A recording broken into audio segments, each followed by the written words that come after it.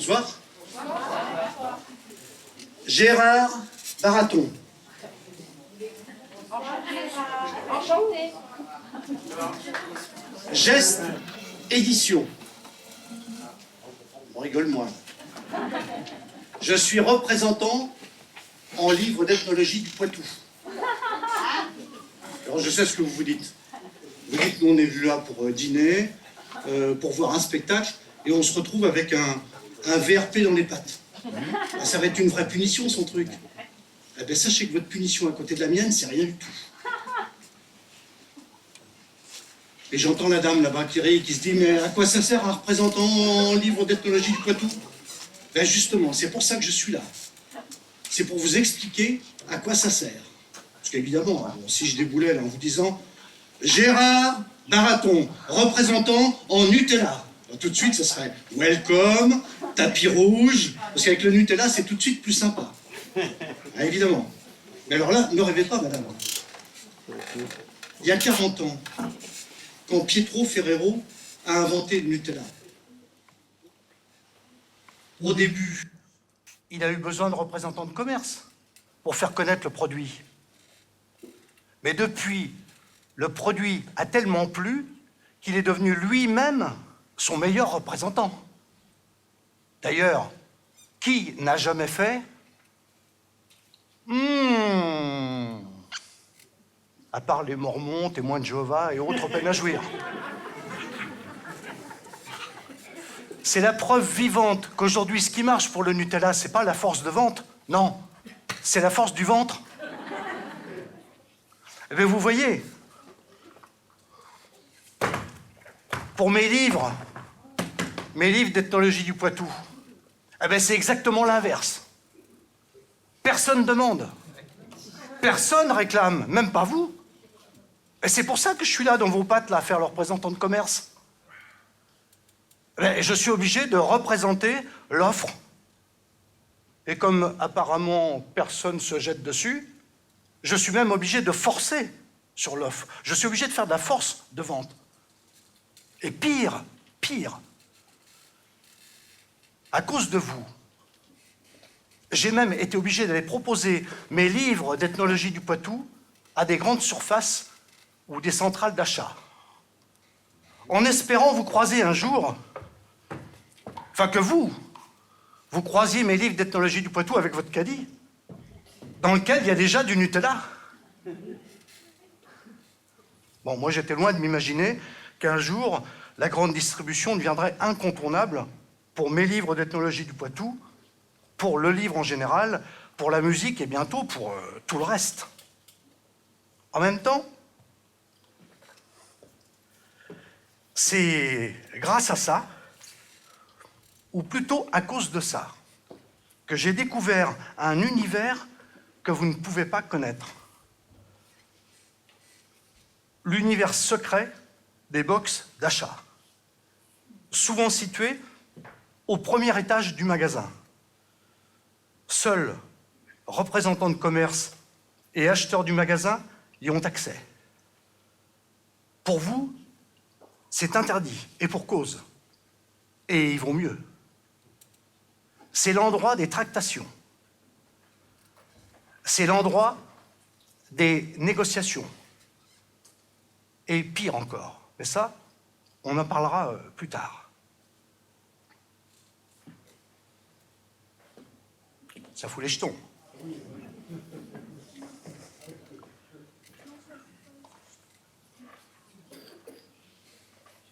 Baraton, box 4. C'était souvent le 4. Je sais pas pourquoi, je devais avoir une tête à 4. Notez qu'un box, ça n'a rien à voir avec un bureau. Les bureaux, c'est pour les personnes. Les box, c'est pour les chevaux et les représentants de commerce. Baraton, box 4. On m'avait jamais dit à moi que j'avais un nom de cheval. Baraton. Alors je faisais comme les autres, j'allais dans mon box. Certains, c'était pour vendre des chaussettes, d'autres du chocolat, d'autres de la lessive. Moi, c'était mes livres d'ethnologie du Poitou. Voilà ce qu'a été mon quotidien pendant des semaines pendant des mois, pendant 10 années. Dans ce même temps, heureusement, j'étais musicien. J'accompagnais des copains artistes dans des salles des fêtes, des salles de spectacle, partout où on nous demandait. Et du coup, je naviguais dans deux mondes radicalement différents. Avec d'un côté, le monde de la grande distribution, son argent privé, ses actionnaires, ses acheteurs, ses fournisseurs, sa clientèle, ses têtes de gondole, sans oublier sa brutalité dans les rapports. Et de l'autre côté, le monde de la culture, avec son argent public, ses subventions, ses mécènes, ses artistes créateurs, ses programmateurs, ses spectateurs, sa sensibilité, son expression, sans oublier sa fragilité dans les rapports, teintée d'un tout petit peu d'hypocrisie. Et moi, j'étais tel un pingouin avec une face noire, une face blanche, ou plutôt un zèbre, un drôle de zèbre, avec des rayures noires et blanches qui se mélangent. Un hybride, quoi. Et tout en côtoyant ces deux mondes que tout oppose, le nombre de fois où je me suis dit, pourvu qu'un jour, les artistes, uniquement pour survivre, ne soient jamais obligés d'aller vendre leur spectacle à un acheteur dans un box d'achat.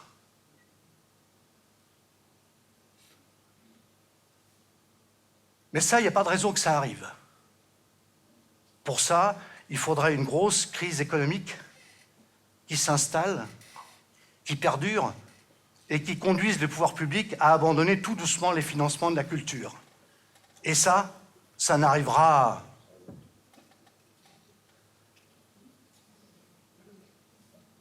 Et si ça arrivait? On va essayer d'imaginer ce qui se passerait si ça arrivait. Vous êtes d'accord? On va se dire que ça y est, la culture a été abandonnée par les pouvoirs publics. Il y a une grosse crise, ça y est, les pouvoirs publics abandonnent la culture. Et comme à chaque fois que les pouvoirs publics abandonnent une mission, très rapidement, c'est récupéré par le privé à d'autres fins.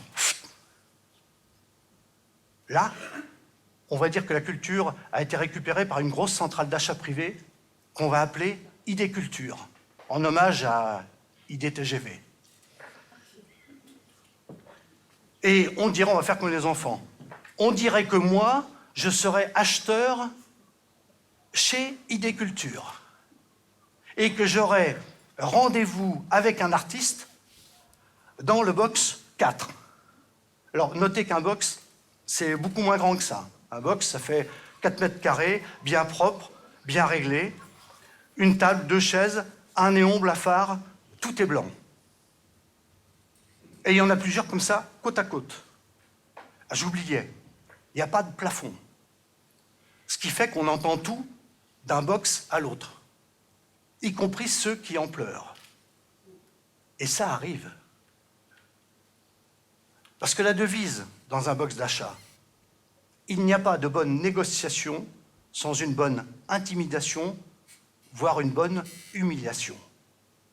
Autant vous dire que c'est un monde sans morale, sans humanité. L'acheteur, lui. Alors l'acheteur, il a une blouse blanche. Il a un salaire minable, des horaires de fou, alors il faut le valoriser. Pour ça, on lui offre le privilège de porter une blouse blanche. Distinction, mesure d'hygiène, symbole de pureté? Non. Là, c'est le symbole de pouvoir. Enfin, de petit pouvoir, ou plutôt pouvoir des petits. Le pouvoir d'intimider, le pouvoir d'humilier, et pire encore, le pouvoir de racketter. Et ce qui est fourbe, c'est qu'on n'imagine pas du tout un racketteur en blouse blanche. Bon, le racket, je vous explique, parce que je suppose que pour vous, c'est abstrait, le racket. En fait, au moment où vous pensez que vous êtes dans le box d'achat, et à un moment donné, vous dites, c'est bon, la négociation est terminée, ça s'est pas trop mal passé, vous tendez la main pour dire au revoir à l'acheteur, lui, il ne tend pas sa main. Et là, il ne peut pas s'empêcher de vous gratter les plus-plus. Rassurez-vous, madame, ça n'a rien de sexuel. En fait, il essaie de vous louer les mètres linéaires dans lesquels vont être placés vos produits. 1 mètre, 2 mètres, 3 mètres, et plus, si affinité. C'est ce qu'on appelle les marges arrière, en fait. Et comme il n'a pas du tout le droit de vous louer ça, il vous demande l'équivalent en marchandises gratuites. C'est un peu comme si vous lui faisiez un cadeau qu'il a décidé que vous lui feriez. Et comme c'est sympa un cadeau, lui très gentiment, il vous demande, mais vraiment très très gentiment, genre d'aller faire l'étiquetage et la mise en rayon. Tout ça pour éviter toute charge de personnel dans le magasin. Bienvenue dans le monde clandestin de la grande distribution, qui avance masqué, qui écrase tout sur son passage. Rien que des droits, rien que des droits, rien que des droits, rien que des droits, rien que des droits. Pas de devoir. Politique du risque zéro. Bienvenue à ID Culture.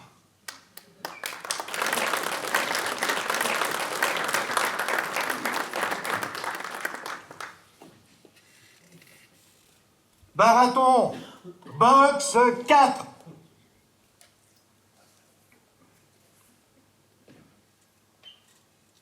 Bon, l'artiste, vous avez 10 minutes pour me présenter votre produit.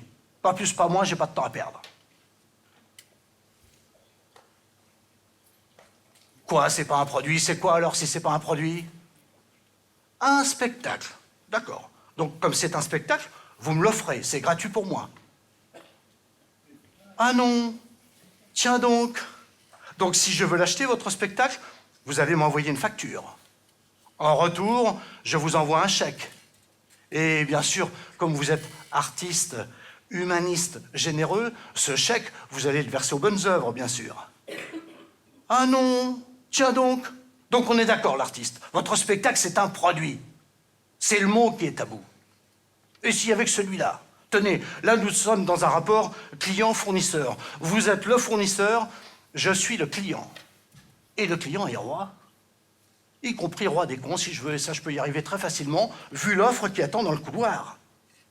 Excusez-moi l'artiste, autre mot tabou, l'offre et la demande. Vous êtes l'offre, je suis la demande.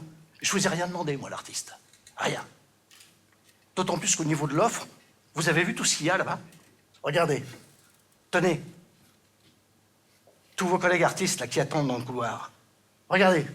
Ceux qui sont scotchés à la fontaine à eau là-bas, c'est quoi ça, l'artiste? Voilà, de la danse contemporaine. Mais ça boit que de la flotte, ça. Ça mange rien. C'est épais comme un cure-dent, dans le meilleur des cas, c'est végétarien, dans le pire des cas, c'est anorexique. Bon, le problème avec la danse contemporaine, c'est que ça intéresse pas grand monde. Alors on fait des jauges de merde, nous, et des cultures avec la danse contemporaine. Alors moi, je leur ai proposé. J'aurais proposé de faire les promos sur le Contrex ou les barres chocolatées dans nos rayons alimentaires. Eh bien non, eux, ils refusent. Eux, ce qu'ils veulent, c'est danser sur un plateau. Et si possible, nus. Par contre, danser à poil devant les têtes de gondole, oh non, non, non, non, non, non, non, non, non. Parce qu'attention, c'est pas épais, mais ça se la pète. Je sais, l'artiste, je sais qu'ils sont pas tous comme ça, vous avez raison. Prenons la danse classique, par exemple. Pas plus tard que la semaine dernière, à ID Culture, nous avons reçu le Lac des Cygnes. Alors là, on a fait exploser la jauge. C'était bourré à craquer. Monsieur le PDG maire était aux angles. Alors par contre, le capitaine des pompiers, lui, il était à cran, parce que côté sécurité, on était au taquet. Bon.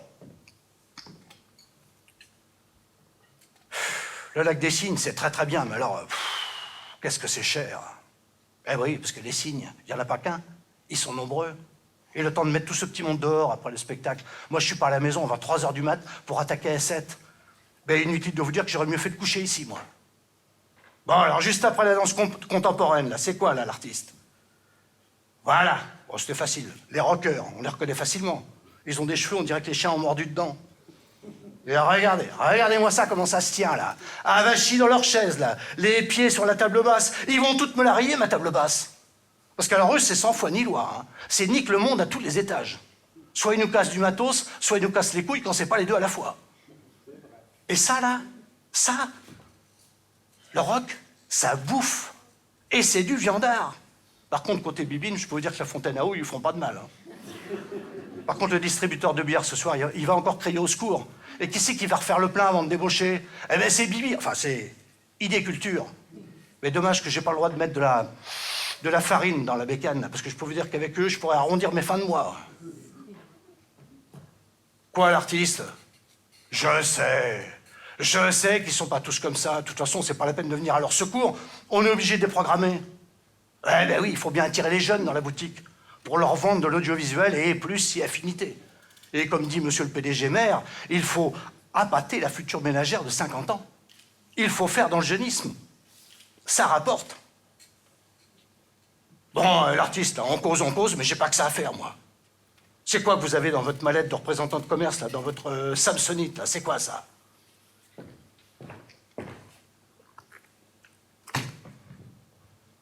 C'est pas possible, ça, l'artiste. Pourquoi? Parce qu'à l'idée culture, l'accordéon n'est pas dans le format. Pourquoi? Ben parce qu'on ne peut pas rajouter de la mélancolie à la morosité ambiante. Voilà pourquoi. C'est pas la peine d'insister, l'artiste. Votre spectacle, je ne l'achèterai pas. À l'idée culture, l'accordéon, c'est pas dans le format.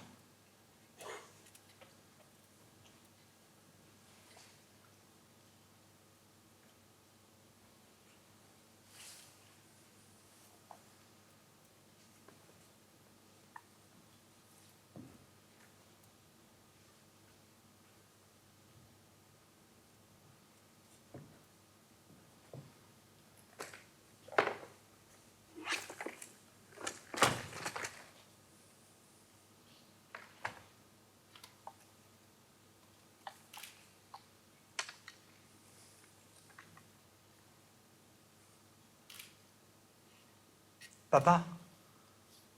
Maman? L'accordéon que vous avez tellement aimé et que vous avez su me faire aimer autant, il n'est pas dans le format. Soyez pas inquiets. J'en jouerai toujours de l'accordéon. Mais il n'est pas question que j'abandonne. J'aurai le sentiment de vous trahir.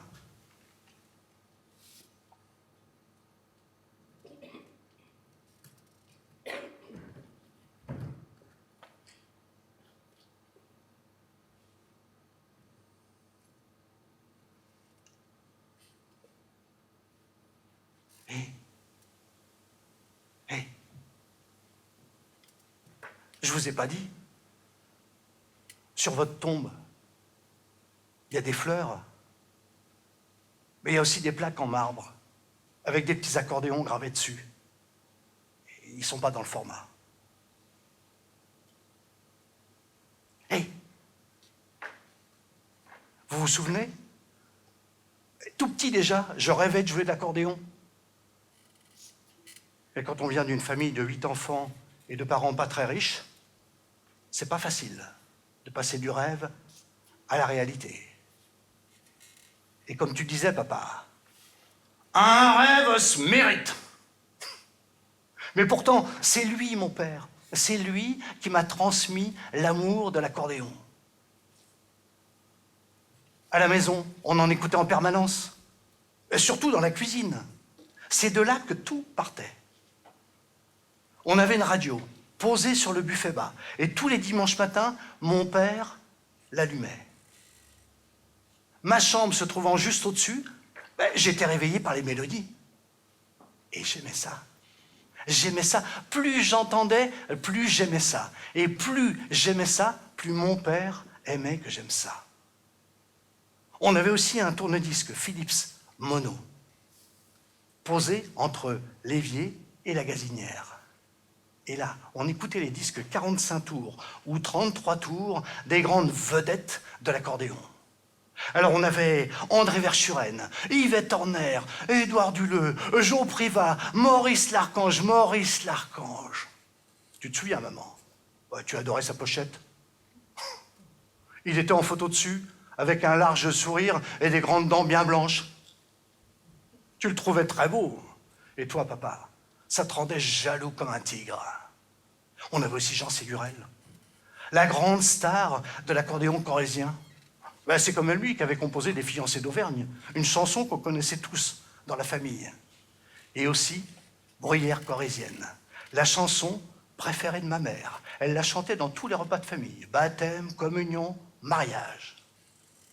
Et mon disque à moi, mon disque préféré à moi, c'était le 45 tours de Pierre Boussereau. Une pochette bleue, avec son portrait en noir et blanc dessus, et le titre du disque écrit en lettres rouges. Toute la gomme avec Pierre Boussereau. Ben, la gomme, il la mettait.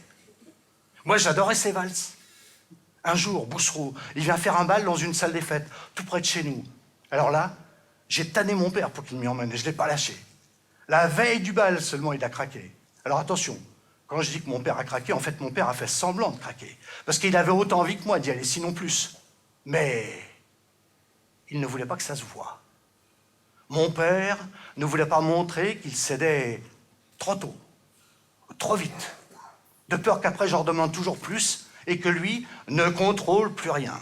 Mon père voulait montrer son autorité. On va. On va. Y est compris. Bon ben, il veut bien t'y emmener au bal, mais il te prévient, on ne voudra pas que tu prennes pour habitude. On sera la peur mère et la darrière fouet. Alors on y est allé au bal. Et plein de fois on y est allé. Ça a été la première, mais ça n'a pas été la dernière fois. Une fois dans le bal, on était tous les deux accoudés au bord de la Seine. On avait les yeux rivés sur les mains de Pierre Boussereau. Ses doigts galopaient à toute vitesse sur les claviers de l'accordéon. Ils allaient tellement vite, on n'arrivait pas à les suivre. Et papa, t'as vu à quelle vitesse il va? Ouais, mon gars, j'ose vu. Mais tu sais que j'ose aime ça. Mas, que y'aime dans l'accordéon, on les l'aider. Mais tu sais qu'on ne devait pas un champion comme je sans s'entraîner. Il faut cravacher. Il faut cravacher dur, qui te dit. Papa, tu crois qu'il va jouer mes deux valses préférées? Ben si, tu sais bien. Celles qui sont sur la face B, Tourbillonnette et Pierre Blanche. Et là, miracle. Boussereau se met à jouer Tourbillonnette. La boule à facettes commence à tourner et moi, je suis aux anges. Deuxième miracle. Il enchaîne par Pierre Blanche. Alors là, moi, j'en peux plus. Ouais, mais il n'y a pas que moi qu'on peut plus. Les jeunes dans le bal, ils se mettent tous à gueuler, ils refusent de danser la valse. Ils commencent à jeter des chaises, des bières. Tout d'un coup, un grand type baraqué, banane sur la tête, blouson de cuir, Santiago dans les pieds, traverse le parquet de bal d'un pas ferme. Et il monte sur la scène, cramponne Pierre Boussereau par le callback. À partir de maintenant, papy, t'arrêtes de nous faire chier avec ton musette. Sinon, moi, je te fais avaler ton binu. Et tu demandes tout de suite à tes potes, là, de nous jouer du rock and roll. Et pour commencer, tu vas nous jouer Venus. Papa, c'est quoi Venus? Moins fort. Si le t'entend, le va nous taper sur la goule. Mais papa, c'est quoi Venus? Mais j'en sais rien, moi. Il n'a jamais entendu chez moi, Venus. Il sait même pas d'où qu'on sort, Venus. Regarde-moi cette bande d'abrutis, là. Incapable d'apprécier la bonne musique. Et mal poli, en plus. Non, mais regarde comment qu'elles sont attifées. On dirait que là, vont été coiffés chez le garagiste, là. Nous, ils n'ont pas venu là pour écouter le guitare électrique, là, le musique de sauvage, là. Allez, ils nous rentrent chez nous. Tu remontes dans la voiture. Allez, hop.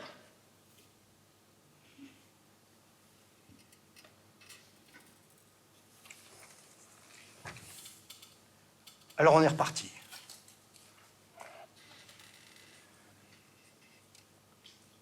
Sans avoir pu entendre la fin de Pierre Blanche. Je suis triste. Et comme mon père, en colère après ces sauvages. Mais je suis heureux quand même. Heureux et fier d'être venu au bal. Rien que tout seul, avec mon père et Pierre Boussereau. Dans la voiture qui nous ramène à la maison, je colle mon front à la vitre de la portière.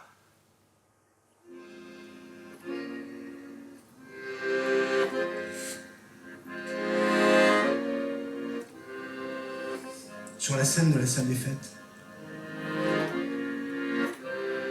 ce n'est plus Pierre Boussereau. C'est moi. Je joue une valse.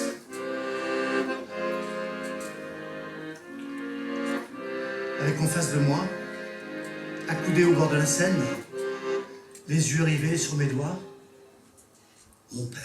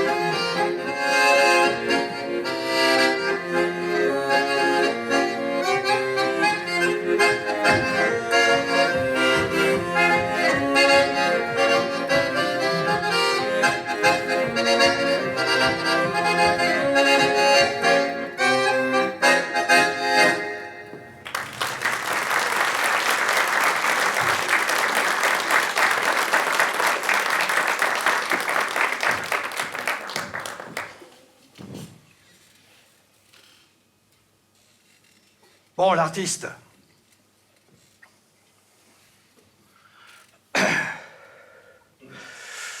En ce qui concerne l'accordéon, je veux bien faire une entorse au format. Comme qui dirait, un effort commercial. Bon, le problème, c'est que ce que vous proposez là, ce n'est pas que de l'accordéon. Vous racontez des histoires. Donc c'est comme qui dirait un petit peu du théâtre. Et le problème, c'est que moi, le théâtre, j'en ai à pas savoir qu'en foutre là-bas en stock, là. Et comme si ça suffisait pas, en plus de la danse contemporaine, en plus du rock, j'ai deux sortes de théâtre. J'ai le théâtre, le vrai, le beau, le propre, et le théâtre de rue. Alors le théâtre de rue, c'est du théâtre, mais qui est moins propre sur lui. Quoi? Quoi, ils sont pas tous comme ça? Vous avez vu les miens? Tous déguisés en yourte. Et ça sent la yourte, en plus. Et la laine, n'en parlons pas. Entre les cracheurs de feu et les cracheurs de clopes, je peux vous dire que les moustiques, ils rentrent pas dans le couloir. Hein. À croire qu'ils bossent tous chez Midas, tellement ils ont les ongles noirs. La soudure, il paraît. La soudure, tu parles, ça, ils savent faire, la soudure. En même temps, faut pas leur demander de dépanner le TGV. Hein. Quoi, l'artiste? Vous êtes un vrai Saint-Bernard, vous. Quoi, ils sont pas tous comme ça? De toute façon, c'est pas la peine de venir à leur secours. On est obligé de déprogrammer. Pourquoi? Mais tout simplement parce que tout est bois de ferme aux alentours. Tout le monde est au chômage. Alors il faut recréer du lien social. Comme dit monsieur le PDG maire, il faut redonner à nos clients citoyens l'envie de sortir de chez eux pour qu'ils retrouvent le goût de vivre et surtout l'envie d'acheter. Sinon, nous, on ferme. Alors, vous savez ce qu'on fait, nous? Pour conserver nos clients, pour que monsieur le PDG maire conserve ses électeurs, eh bien, les yourtes, pardon, le théâtre de rue. On les fait jouer, là, gratuit pour nos clients citoyens, là, sur le parvis, devant la mairie, ou sur les places de village aux alentours, là, été comme hiver. Mais ça, c'est pas fragile, hein. On leur donne 2-3 casse-dalles, des packs de bière, et hop, ça crache du feu, ça attire du monde, et tout le monde est content. Et la nuit, en fait, ce qu'il en reste, ils couchent dans les camions, avec les clébards. Bon, certes, ça chenouffe un peu, mais ça arrange tout le monde. Mais je peux vous dire que nous, le lien social auquel nous sommes très attachés à Idéculture, il ne coûte pas cher. Bon, alors juste après, nous avons le théâtre, le vrai. Alors eux, ils disent pas le théâtre, d'ailleurs. Ils disent le théâtre. Ah, mais c'est que ça vous prend de haut, ça. Le théâtreux me fait bien comprendre à moi qui comprend des trucs que je ne comprends pas. Le théâtreux m'explique à moi, client potentiel, vous m'entendez, comment il faudrait que j'organise mon travail. Des donneurs de leçons, je vous dis. Quoi, ils sont pas tous comme ça? Vous avez raison, l'artiste, ils sont pas tous comme ça. Nous avons aussi le théâtreux indigné. Ah, mais le théâtreux a plein de raisons d'être indigné. Le théâtreux pense qu'une révolution est nécessaire. Mais pas avant 9h du mat, il n'est pas levé. Et pas le mercredi après-midi. Ah ben non, le théâtreux, il garde ses petites têtes blondes à la maison pour leur éviter de trop grandes souffrances au centre de loisirs. Mais sinon, les gosses, ils seraient obligés de se mélanger aux autres. Vous imaginez, vous? Alors, vous savez ce qu'on fait, nous, à Idéculture? On les convoque à 9h du mat, juste avant les révolutions. Ou le mercredi après-midi, tiens, à l'heure du Nutella. Comme ça, on se dit que ceux qui sont là, c'est qu'ils ont vraiment besoin d'Idéculture. Le problème, c'est que nous, à Idéculture, eh ben, on n'a pas besoin d'eux. Pourquoi? Tout simplement parce que le théâtre, ça intéresse que les vieux. Et les vieux, on les a déjà dans les pattes dès 8h du mat à l'entrée de tous nos magasins. Alors bon, c'est vrai que on en profite un petit peu. En même temps, c'est le jeu de l'offre et de la demande. Sur le théâtre, on casse les prix.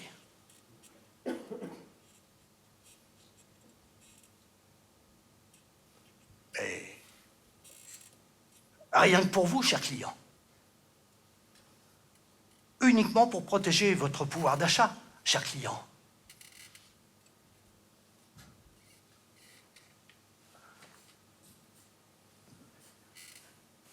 Évidemment.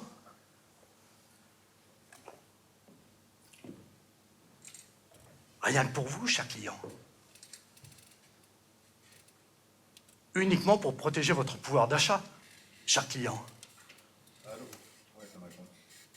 Soyez pas naïfs. Vous êtes, je suis, il est, nous sommes tous des variables d'ajustement. C'est d'abord dans ces boxes d'achat que sont défendus les intérêts des actionnaires. Ça commence là, pas vos intérêts, ceux des actionnaires. Vous pouvez même faire le lien direct qu'il y a entre ces boxes et le chômage croissant, généré par les entreprises qui vendent en dessous des coûts de fabrication. Mais, chut, il ne faut surtout pas le dire. Il faut que le client continue de pousser son caddie. Tout auréolé du bonheur qu'on prend soin de lui.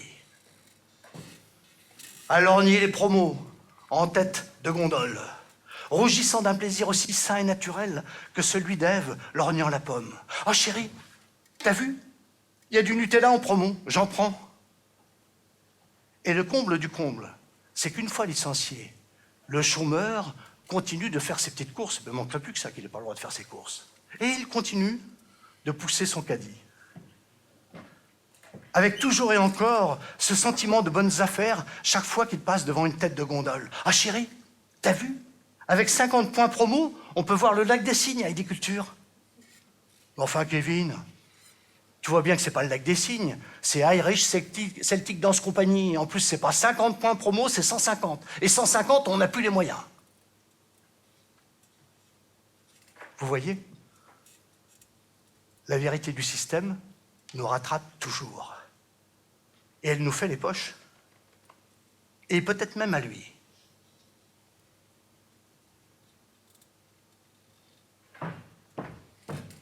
Non mais dites donc, l'artiste. Moi, je suis pas payé pour écouter vos slogans, là. Lequel de nous deux a le plus besoin de l'autre ici? Alors on se dépêche, l'artiste. C'est pas la peine de jouer les militants. Feriez mieux de m'annoncer le coût de votre spectacle. Combien vous le vendez, votre spectacle? Pardon? Mais c'est votre coût plateau? Mais le coût plateau, c'est l'ensemble des salaires nécessaires à la représentation de votre spectacle. Ah d'accord, c'est votre coût plateau. Mais dites donc, c'est un manitas de plateau, votre truc, là. Le problème, c'est que moi, je suis obligé de faire COF2. Ben, COF2, ça veut dire qu'il faut que je multiplie vos charges par 2. Ben, tout simplement parce qu'il va falloir payer tous les frais annexes à la représentation de votre spectacle. Votre accordéon, là, si vous voulez qu'on l'entende, il va falloir mettre un micro sur la main droite. Donc la main gauche va être jalouse. On va mettre un micro pour qu'on entende vos histoires. Il va falloir mettre un micro. Il va falloir mettre des retours de scène pour que vous entendiez. Des enceintes de façade pour que nos clients vous entendent. Et ça ne suffit pas. Et ça ne suffit pas. Parce qu'il va falloir des projecteurs pour vous éclairer.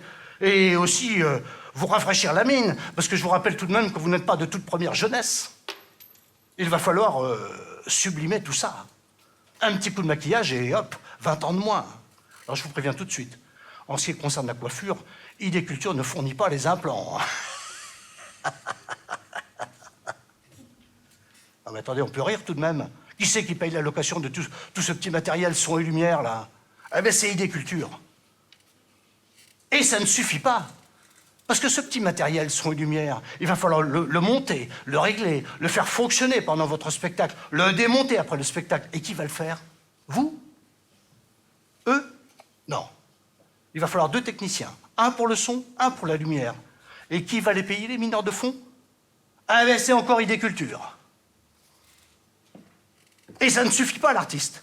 Ça ne suffit pas. Parce que je vous rappelle, justement, que vous n'êtes qu'artiste. Eh ben oui, vous n'êtes pas vedette. Et comme dit monsieur le PDG maire, c'est pas parce qu'on se la pète qu'on est vedette. Vous n'avez toujours pas réussi à franchir les portes du vedettariat national.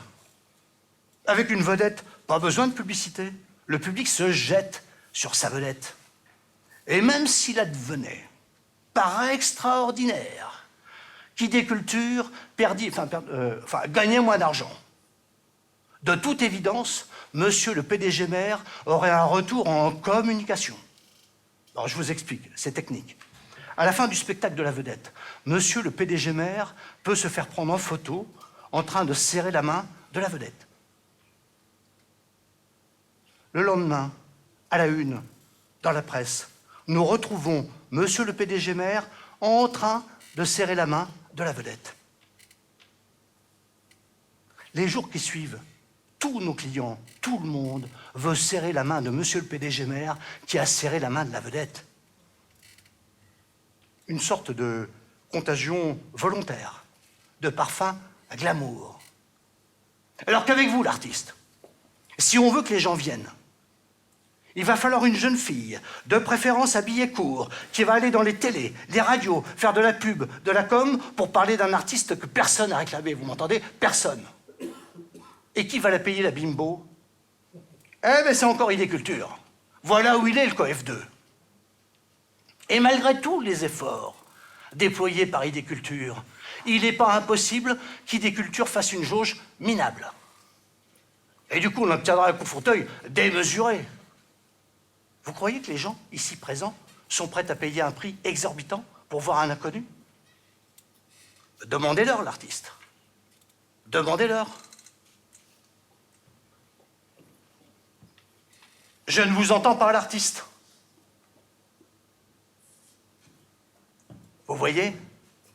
Vous n'y arrivez même pas? Ah, forcément. À l'époque où la culture était riche, tout auréolée de prestige, elle reconnaissait ses artistes et leur venait en aide en bouchant les trous avec des subventions. Mais c'est fini, ça, l'artiste. Ce temps-là est révolu. Il n'y a plus d'argent public pour ce chantier-là. L'élastique, il est cassé. Et nous, à ID Culture, on s'est juste contenté de ramasser les morceaux. Et au passage, je vous le rappelle, de vous sauver. Il faut se réveiller, l'artiste. Il faut se réveiller. Aujourd'hui, la culture est une marchandise comme les autres. Et la marchandise est une culture comme les autres. Il faut se réveiller, l'artiste. Il faut se réveiller. Se réveiller.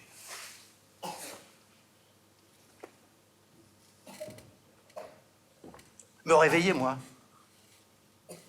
Mais vous faites tout pour m'endormir, pour nous endormir. Mais vous n'y arriverez pas. J'étais façonné, moi, mitonné par l'éducation populaire. Ma 3e éducation. Elle est venue compléter celle de mes parents et celle de l'école. Et depuis, je sais que la culture, c'est comme un phare qui éclaire le monde, qui éveille le monde, qui élève le monde, qui émancipe le monde. Mais c'est vrai que ces derniers temps, le phare se contentait juste d'éclairer les esprits déjà élevés, qui restaient dans les hauteurs, à partager leur savoir, leur langage, leurs dernières découvertes, fashion ou transgressives. Pendant ce temps-là, les autres, eux, ceux qu'on appelle le large public, ils n'ont qu'à se contenter des fonds de gamelle ou de consommer des produits standardisés, proposés par Idiculture et les autres. Elle est belle, la France de l'exception culturelle. La France, ce somptueux pays. Pays où il y a le plus de salles de spectacle au monde. Pays où il y a le plus de programmation culturelle et de festivals au monde. Le pays où il y a le plus d'artistes et de compagnies artistiques au monde. Le pays où, malgré ce qu'on en dit et malgré la crise, les budgets alloués à la culture sont les plus élevés au monde. Pays du statut d'intermittent unique au monde. La France, championne du monde de la culture. Et apparemment, l'exception culturelle à elle seule n'a pas suffi à élever le monde. Moi, je pensais que la culture pouvait tisser des liens, nous rassembler, nous élever ensemble, interroger les clivages sociaux. Au lieu de ça, elle a creusé les écarts, accentué les clivages, divisé, pire, intimidé. Elle a renvoyé chacun dans son coin. Fini la culture qui émancipe. Fini l'éducation populaire. Fini le débat public remplacé par le débat médiatique. Et fin du politique. Et dans ce trou béant, ce boulevard qui s'offre à lui, le privé débarque. Avec ses flonflons, son industrie du divertissement, sa pensée unique, ses plans de com, son jeunisme, et sans oublier ses musiques à 2 balles. Voilà le défilé des actionnaires, des grands financiers, des grands capitaines d'industrie, des grands groupes de distribution, de trading, de fonds de pension. Ça manipule, ça gesticule, ça crétinise, ça nombrilise. Mais le maître mot, l'argent. L'argent, le pognon, le flouze, les pépettes, la thune, l'oseille, l'argent. Et nous sommes passés tout doucement des résultats de la culture à la culture du résultat. André Paché, Tchominde et devint fou. André Paché, toi qui as été un de mes éducateurs populaires. André Paché, ce type-là, retenez bien ce nom, ce type-là, il a créé la plus belle des banques, l'UPCP.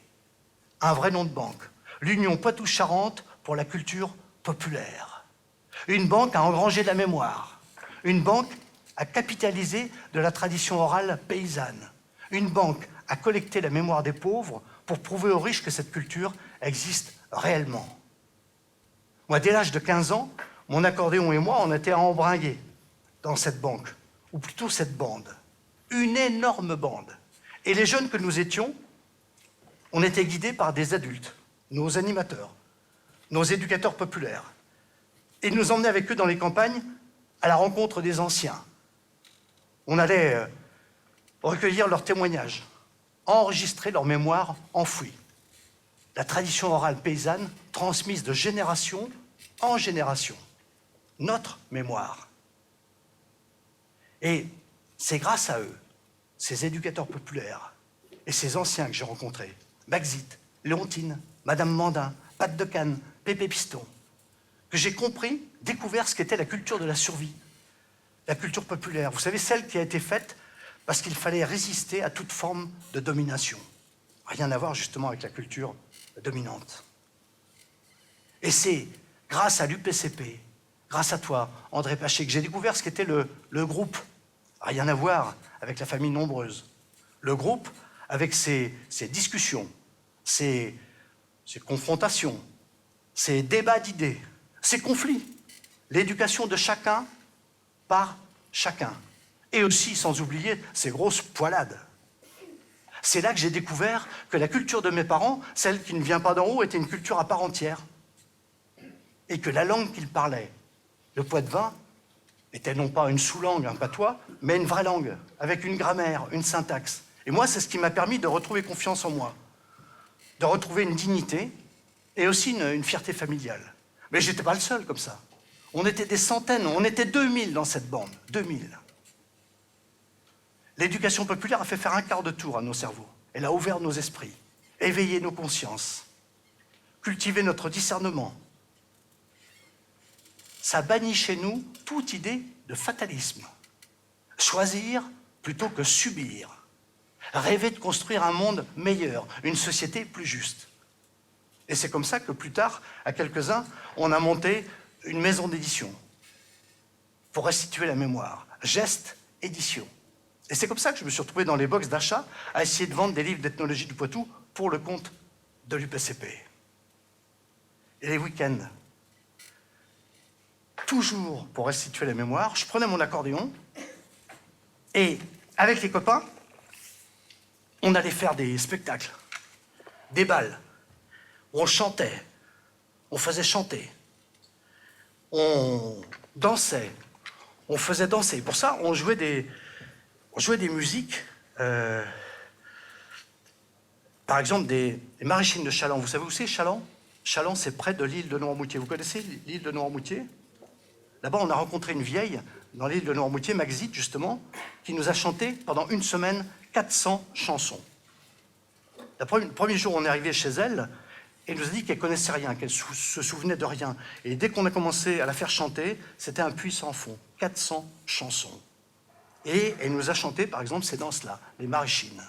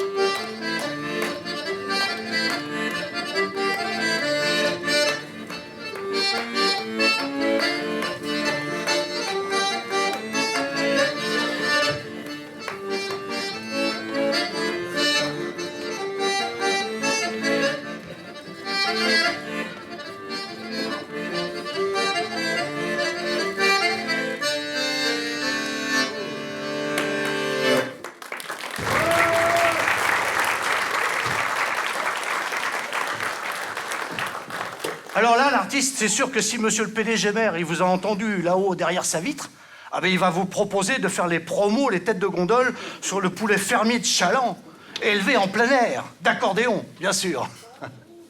Et il faut y réfléchir sérieusement. Ah ben, ça représente quand même 250 franchises sur toute la France pendant un an. Un magasin par jour. Et en prime, le fournisseur vous offre un poulet gratuit par semaine. Ah ben, ça représente quand même 104 cuisses de poulet. Et autant de blancs. Et l'artiste? Votre spectacle, là, il a bien un titre. Comment il s'appelle? Pardon? La valse du temps perdu. Oh la vache. La valse du temps perdu. Mais c'est moi qui perds mon temps, l'artiste. La valse, c'est mou, c'est lent, c'est mélancolique. Et du temps perdu, c'est nostalgique. C'est triste, votre truc. Avec un titre pareil, les annonceurs vont nous lâcher. Mais les clients sont moroses, l'artiste. Ils ont peur de perdre leur boulot, certains l'ont déjà perdu. Ils n'ont pas besoin qu'en plus on vienne les plomber avec un truc qui s'appelle la valse du temps perdu. Non mais vous imaginez, Kevin, qui a été licencié la veille. Pourquoi Kevin? Parce que c'est jamais François-Xavier qui est licencié, c'est toujours Kevin. Vous imaginez sa femme, pendue à son cou? Tu sais pas, mon petit Kevin, ce soir, pour te changer les idées, si on allait voir la valse du temps perdu à Idée Culture, avec Kevin, il est tout excité. Il est à cran. Il sent bien que la valse du temps perdu, ça va être une grosse poilade qui va le sortir de sa morosité. Eh bien non. Kevin, il va rester chez lui, bien au chaud, allongé sur son canapé, à regarder un match de foot à la télé. Parce qu'il se dit que sur les deux équipes, il y en a bien une qui va gagner. Et même si c'est pas celle qu'il a choisie, Kevin, mais il lui reste une marge d'espoir à Kevin. Voilà ce qu'il nous faut à Idée Culture. Des spectacles pour Kevin, des spectacles qui pètent, qui déménagent, qui prennent pas la tête, des spectacles joyeux, qui vont le divertir, lui redonner de l'espoir et surtout lui faire oublier son licenciement. Ben, sinon, nous, on ferme. Alors la consigne de monsieur le PDG maire est claire, l'artiste. À Idée Culture, pas de poésie, pas de politique. Pourquoi? Ben, tout simplement parce que ça fait trop réfléchir nos clients. Après, on les retrouve dans les manifs. Bilan Idée Culture perd ses annonceurs, et monsieur le PDG maire perd ses électeurs, et moi, j'ai plus qu'à retourner dans les chasseurs alpins. Alors, je vous préviens, l'artiste, pour l'accordéon, j'ai craqué... Enfin, j'ai fait un effort commercial. Par contre, en ce qui concerne la consigne numéro 7, je n'y dérogerai pas. À Idée Culture, pas de poésie, pas de politique.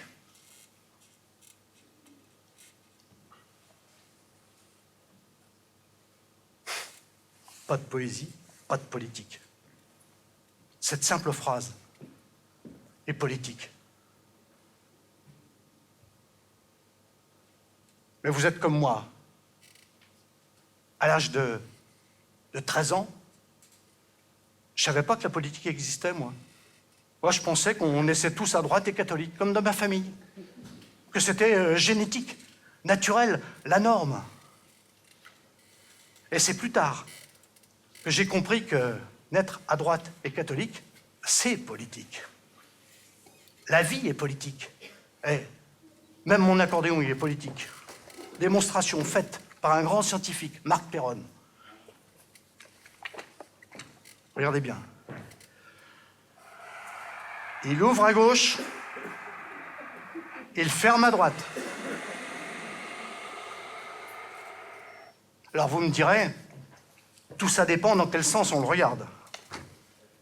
Eh bien, c'est précisément ça, la politique.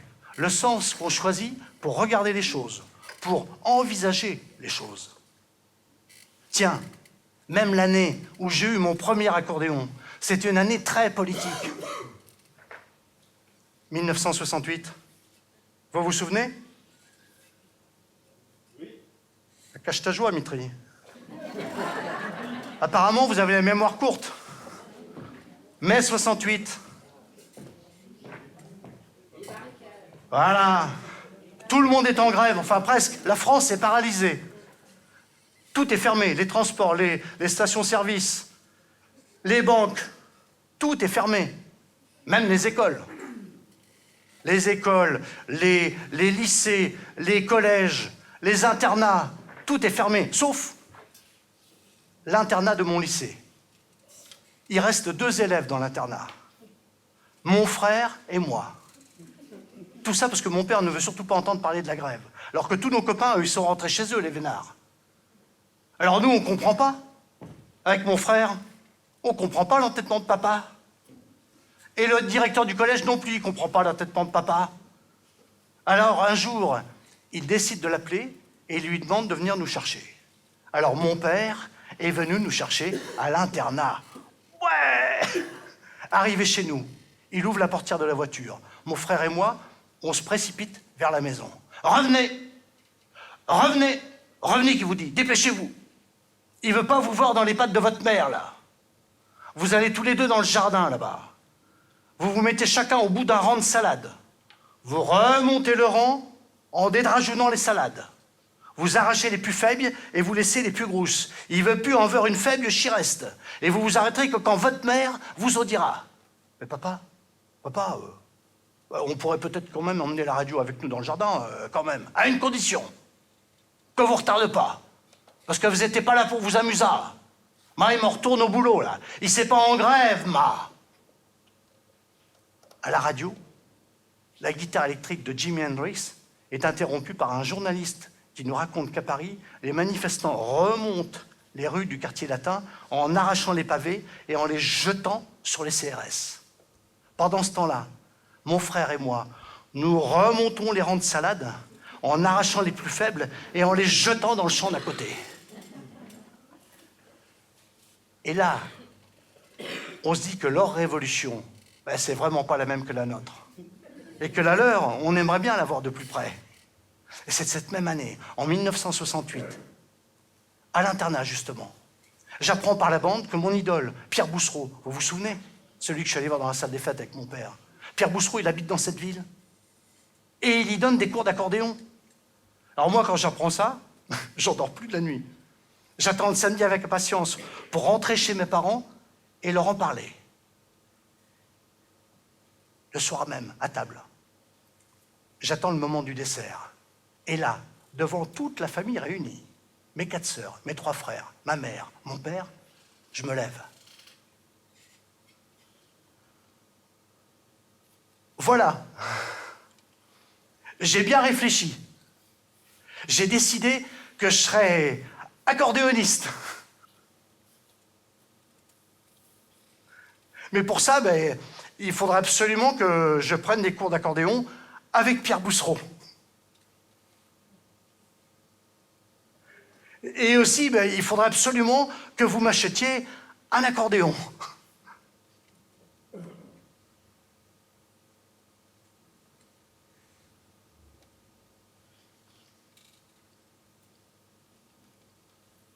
Là, je vois 9 paires d'yeux stupéfaits se fixer sur moi. Et là, c'est mon père qui se lève. Assis-tu! Assis-tu qui te dit, dépêche-toi! Non mais qui que tu crées? Mais qui que tu crées? Qu'avec ta mère, là, y avons les moyens de t'acheter une accordéon, comme ceux là. Comme si l'argent faisait au ciel. Comme s'ils étaient riches. Eh ben non, ils sont pas riches. Bon, il est vrai qu'avec ta mère, là, ils font tout pour que vous vous rendiez pas compte qu'ils sont pas riches. Mais ils font tellement tout pour que vous vous en rendiez pas compte que tant au bout du compte, tu t'en rends pas compte. Mais les arts, eux, comment que le faisons? Demande à ton frère si fait pas un moment que le réclame un ballon. Eh bien, l'attends. Demande à ta sœur si fait pas un moment qu'elle réclame sa bicyclette. Eh bien, l'attends. Tout le monde autour de cette table rêve d'avoir quelque chose. Mais tout le monde attend. Alors tu fais comme tout le monde. Tu rêves et puis t'attends. Un rêve se mérite. Sinon, papa, je me disais, en attendant, comme j'ai pas d'accordéon, peut-être que je pourrais emprunter la guitare électrique de Philippe Moinet. Il m'a proposé de me la prêter, hein?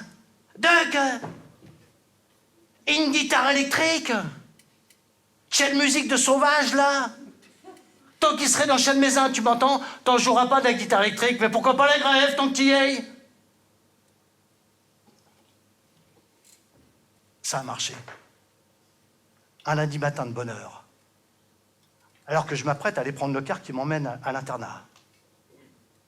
Au moment où je dis au revoir à mon père, il a sa mine des grands jours, grave, solennelle, fraîchement rasée. Bon. Avant de partir prendre ton car, là, assis-toi. Dépêche-toi. Oh. Châteneux. Avec ta mère. Y avons causé. Samedi, tu prends un repas le car pour rentrer. Au démarrage, j'irai te chercher. Tu m'atteindras devant le collège. Après, ils iront chez Joseph Gallard. Et ils t'achèteront un accordéon tout neuf. Après, ils iront chez Pierre Boussereau et ils t'inscriront au cours d'accordéon.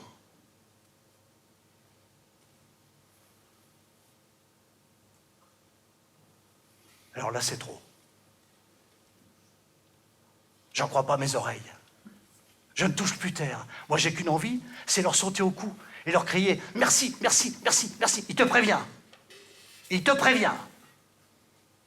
Tu vas avoir intérêt à cravacher. Parce qu'avec ta mère, là, ils nous avons renseigné. Ton accordéon, là, au coûte quand même 3 mois de mon salaire. Et puis les cours, ils t'en parlent pas. Et on n'est pas sûr qui va nourrir toute la famille. Alors t'auras pas intérêt à t'arrêter en plein mi-temps. Et en plein milieu de quoi, papa? Et on sert un en plein mi-temps. En mai 1968, ma révolution, ma liberté, j'ai enfin mon premier véritable accordéon, un Mogin bleu nacré. Main droite, 4 rangées de boutons. Main gauche, 120 basses. Au centre, soufflet rouge. Un Mogin comme celui de Pierre Boussereau. J'aurais exactement le même son que lui dans Tourbillonnette. Enfin, le jour où je saurais la jouer. Et ce jour-là est arrivé, après 3 longues années d'apprentissage. Pas toujours facile. Le nombre de fois où j'ai eu envie de cramponner Pierre Boussereau par le callback. À partir de maintenant, papy, t'arrêtes de nous faire chier avec ton solfège, sinon moi je te fais avaler ton binu. Le nombre de fois où j'ai eu envie de capituler. Mais voilà, j'avais promis à mes parents de ne pas abandonner dès la première difficulté. Et c'est grâce à ça qu'un jour, j'ai pu jouer Tourbillonnette avec Pierre Boussereau, qui était en face de moi, qui me dit « Allez, petit, prends ton accordéon, là. Enfile les bretelles. Et tu les attaches à l'arrière, avec tes petites sangles. Sinon, dès que tu vas commencer à jouer, ton accordéon, il va se balader. Allez, tu es prêt pour Tourbillonnette? On commence tout doucement. Tu commences par la main droite, et ensuite, tu enchaînes par la main gauche. Attention. 1, 2, 3, 1, 2, 3, 1, 2, 3, 1.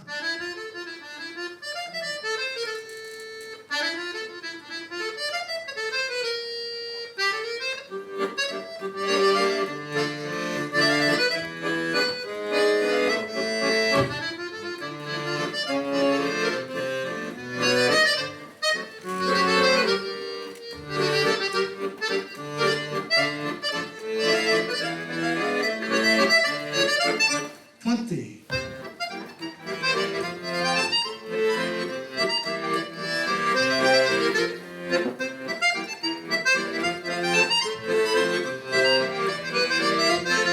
Repointé.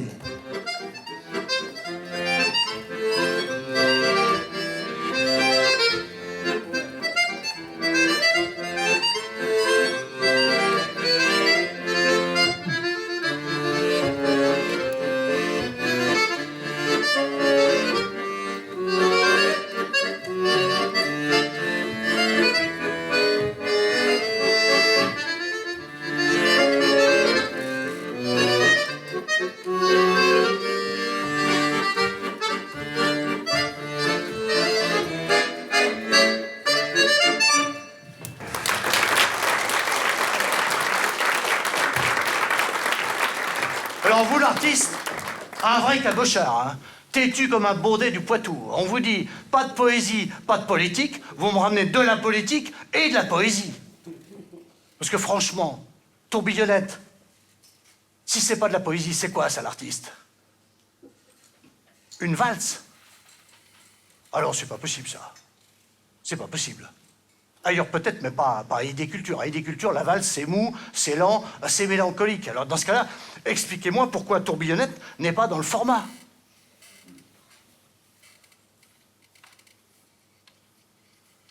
Allez donc, vous avez été tenace, vous, avec votre père. Heureusement, sinon vous seriez pas là avec votre accordéon.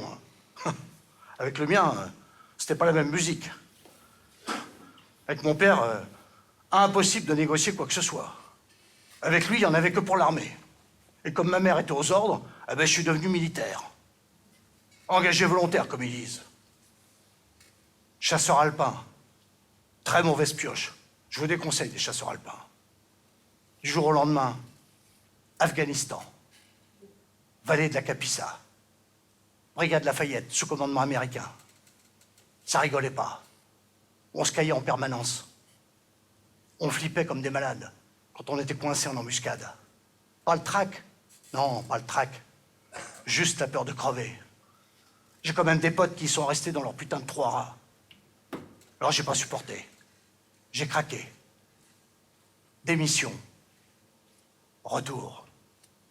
Depuis, silence radio. Mes parents me font la gueule. La nuit, cauchemar. Fantôme. Heureusement, ID Culture cherchait quelqu'un pour remettre de l'ordre dans la boutique, là. Alors un ancien militaire, vous imaginez. Depuis, c'est moi qui tends les embuscades. Et c'est moi qui mets les artistes au garde à vous. À ce propos, pour votre titre, là, La valse du temps perdu, dès le premier mot, ça va pas. La valse. C'est pas possible de choisir un mot que tout le monde connaît, comme je sais pas, moi, c'est pas moi l'artiste. Mais pourquoi une telle fixation sur ce mot, la valse?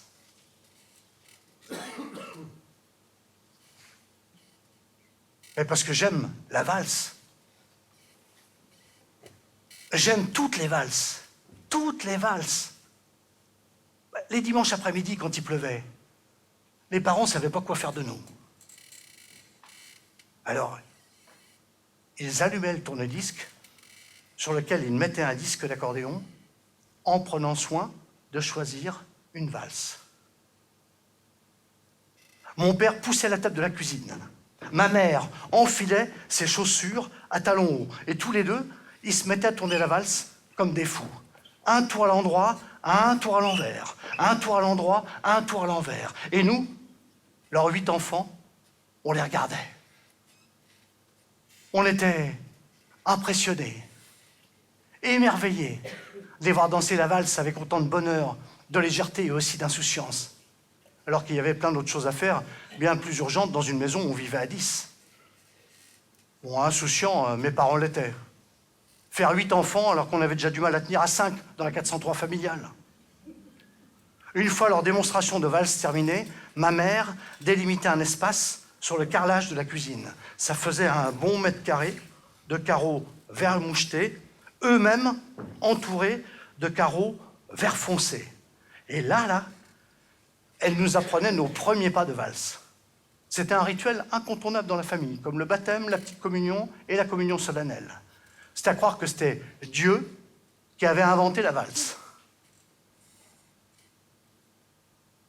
Mon frère aîné vient de terminer son tour. Ma mère lui explique qu'il s'en sort très bien, que plus tard, ce sera un excellent danseur, qu'il a su la tenir fermement, la diriger, tout en restant souple, en tournant. Alors ça, c'est un truc que mon père avait compris depuis très longtemps, que ma mère aimait bien qu'on la dirige fermement, tout en restant souple. Ça va être mon tour. J'ai le trac. Écoute-moi bien, me dit ma mère. Tu m'écoutes, parce que tu es toujours dans la lune. Bon, pour que tu apprennes à danser la valse, au début, je vais te guider, et dès que tu auras compris, c'est toi qui me dirigeras. Et moi, je te suivrai. La valse, c'est simple. Tu fais un pas en avant, 2 pas en arrière. Un pas en avant, 2 pas en arrière. Ça doit être facile pour toi. Depuis que tu es tout petit, tu as toujours fait comme ça face aux difficultés. Un pas en avant, 2 pas en arrière. On peut plaisanter tout de même. Bon, la cavalière, la femme, elle fait l'inverse. Elle fait 2 pas en avant, 1 pas en arrière. 2 pas en avant, 1 pas en arrière. La preuve que les femmes sont bien plus courageuses que les hommes. Avec ta main gauche, tu tiens ma main droite. Avec ta main droite, tu la mets dans le creux de mes reins. Mais maman, allez, discute pas. Sinon, dès qu'on va tourner, on va tomber. Et un homme qui ne tient pas bien sa cavalière, c'est pas un homme. Si ton père, il m'avait pas bien tenu comme ça, dans le creux des reins, eh bien moi, je serais jamais tombée amoureuse de lui. Et on ne serait pas mariés. Et on vous aurait pas eu. 8 en plus. Alors on se dépêche, parce que je te rappelle qu'il y en a encore 6 à passer. Mais moi, j'avais pas le bras assez long pour atteindre les reins de ma mère avec ma main droite, ce qui m'obligeait à me coller à elle.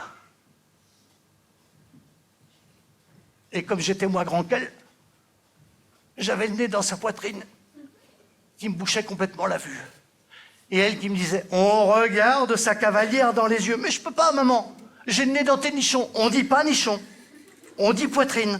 Et même si tu as le nez dans mes nichons, comme tu dis, ça ne t'empêche pas de me regarder dans les yeux. Tu dois faire attention à ta cavalière. Mais t'es pas là pour enfiler des perles, bon sang. Ta cavalière, elle doit pouvoir s'appuyer sur toi.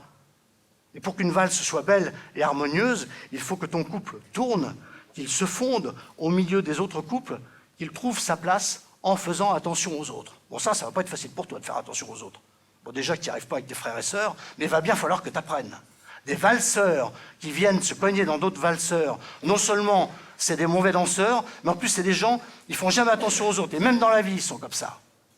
Bon, ce qu'on va faire, pour que tu comprennes les pas et le mouvement, tu vas mettre tes pieds sur les miens. Alors j'ai mis mes pieds sur les siens. Et dès qu'on a commencé à tourner, j'avais l'impression d'être un pantin articulé, que ma mère manipulait à son gré. Un fils, quoi. Et elle, pour m'aider, elle comptait les 3 temps de la valse à voix haute. 1, 2, 3, 1, 2, 3, 1, 2, 3, 1, 2, 3, 1, 2, 3, 1, 2, 3, 1, 2, 3, 1, 2, 3, 1, 2, 3.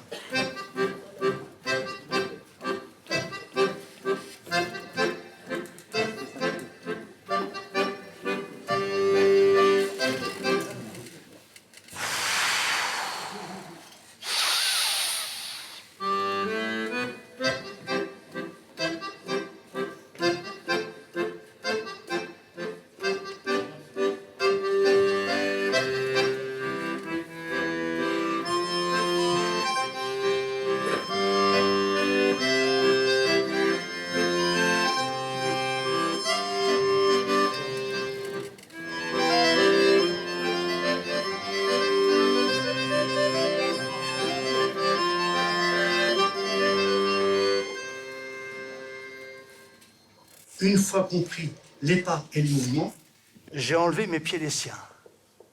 Et là, on s'est mis à tourner. Mais maman, j'ai la tête qui tourne, mais c'est normal, c'est le métier qui rentre. Allez, accroche-toi. Et plus on tournait, plus elle accélérait. Plus on tournait, plus elle accélérait. Moi, j'avais l'impression d'être dans une centrifugeuse, qu'après ça, je pourrais partir sur la Lune sans jamais avoir de nausée. Elle accélérait. Et elle accélérait, et elle accélérait. Je sentais qu'elle voulait me faire peur. Elle voulait m'impressionner. Mais je voyais aussi dans ses yeux une certaine fierté à m'apprendre la valse. Avec nous, les garçons, ma mère prenait le temps. Avec les filles, elle était beaucoup moins patiente. Il fallait qu'elle pige très vite les frangines si elle ne voulait pas attendre la prochaine séance d'apprentissage. Alors nous, leurs frères, on leur disait que ce qu'elle faisait était très bien, qu'elle dansait très bien la valse. Mais elle ne nous croyait pas. Et ça a duré très longtemps. Très longtemps, mes sœurs n'ont pas cru que ce qu'elle faisait était bien. Et ça accélérait, et ça accélérait, et ça accélérait, à tel point qu'au bout d'un moment, je ne savais pas si c'était la valse qui me donnait le vertige, ou bien l'odeur de pot-au-feu, de légumes que mon père avait ramenés du jardin, que ma mère avait coupés, lavés, mis dans le grand faitout sur la gazinière à feu doux. C'est depuis ce temps-là que j'aime autant la valse. Mais depuis ce temps-là, j'ai toujours du mal à dissocier la valse du souvenir de mes parents et de l'odeur du pot-au-feu.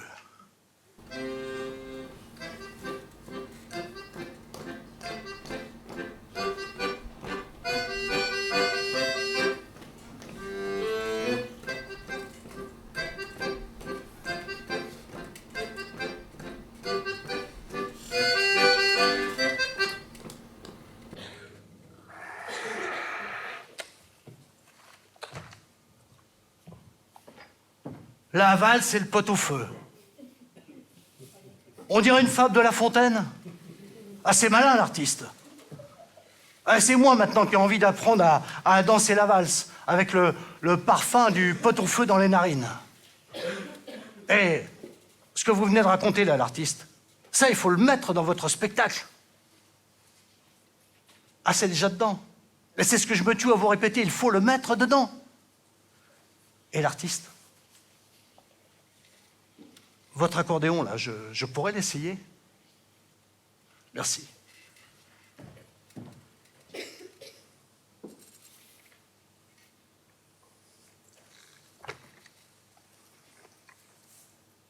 Oui, je sais, pour les petites sangles.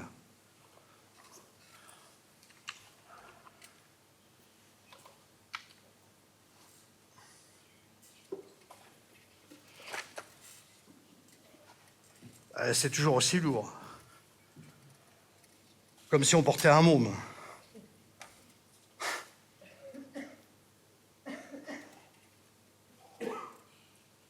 Ça me rappelle des bons et des mauvais souvenirs. Vous racontez? Non, non. Ce serait une trop longue histoire. Et j'ai pas que ça à faire, moi, parce qu'on se relâche, mais la sensibilité des affaires, ça va pas de pair. Normalement, un entretien, c'est 10 minutes, pas plus, pas moins. Là, ça va faire bientôt 1 heure là qu'on est ensemble. Si le patron, il nous regarde derrière, là-haut, derrière sa vitre, c'est sûr qu'il doit penser qu'on va partir en vacances ensemble, là, tous les deux, là. Oh, putain de téléphone.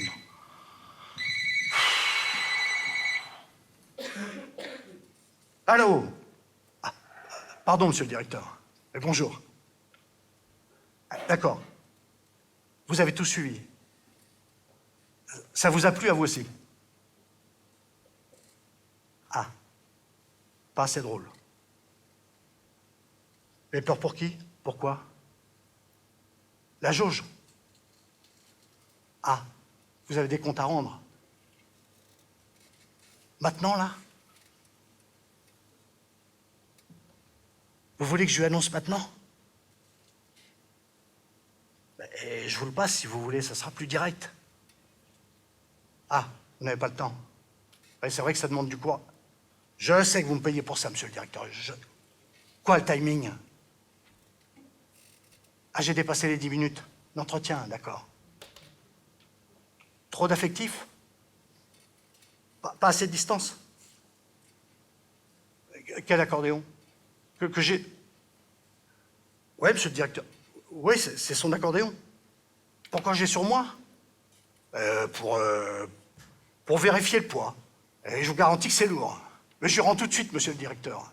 Mais reconnaissez tout de même que l'accordéon, la valse, le pot-au-feu, c'est quelque chose. Mais franchement, monsieur le directeur, ça donne envie de valser. Quoi, c'est moi qui vais valser? Ça veut dire quoi? Virer. Ah, vous voulez me virer? À vous, rien ne vous touche. La musique, les sentiments, les souvenirs, rien ne vous atteint, vous. Non, non, non, je t'écouterai pas. Non, à partir de maintenant, c'est toi qui m'écoutes.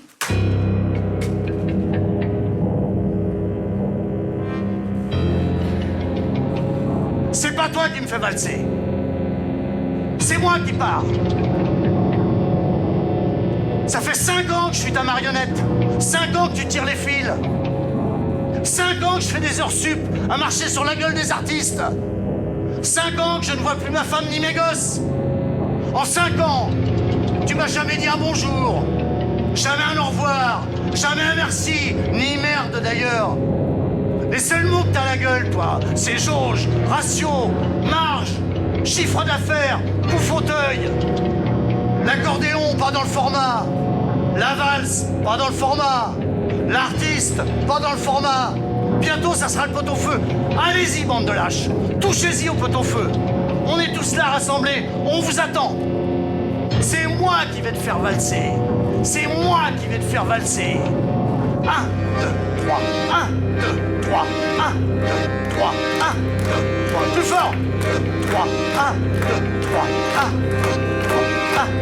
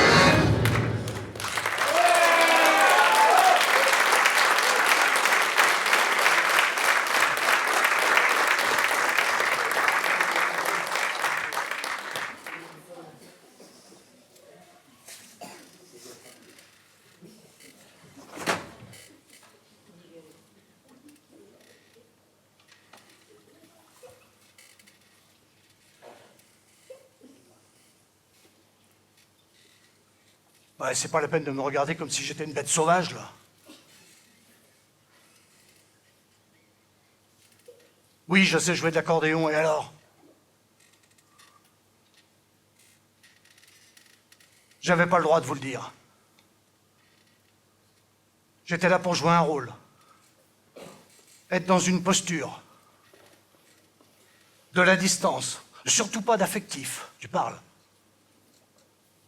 Quand j'ai ouvert votre valise, là, dès que j'ai vu votre accordéon, tous mes souvenirs m'ont remonté la figure. À un Mogin, en plus. Comme celui de mon grand-père. C'est lui qui m'a appris à en jouer. Dès que j'en avais envie, il me le prêtait. Il était fier des progrès que je faisais avec. Seulement voilà. Un jour, mon grand-père est mort. Et ce jour-là, pour moi aussi, c'était fini. Mes parents ont tout bazardé. La maison, les meubles, l'accordéon est parti avec. Trop content de m'en priver. Ils voulaient surtout pas que j'en joue. Du piano du pauvre. Militaire, c'est tellement mieux. Dommage. Parce que j'aurais continué à en jouer, moi, de l'accordéon. J'aurais aimé ça. Et peut-être que je serais devenu comme vous, artiste.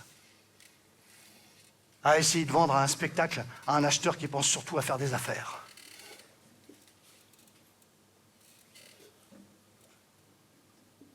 Vous m'avez réveillé, l'artiste.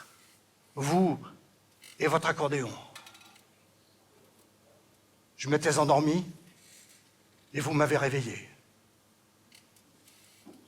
Vous avez réveillé mes souvenirs. Je ne savais pas que ça pouvait servir à ça, un artiste.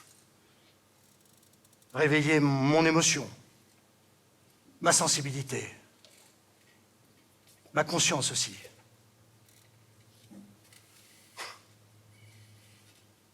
Maintenant, je vais avoir du temps, moi. Je vais même avoir 3 temps. Comme la valse. Le temps d'être lent, sensible, mélancolique. Et l'artiste, avant qu'on se sépare, vous me joueriez une valse?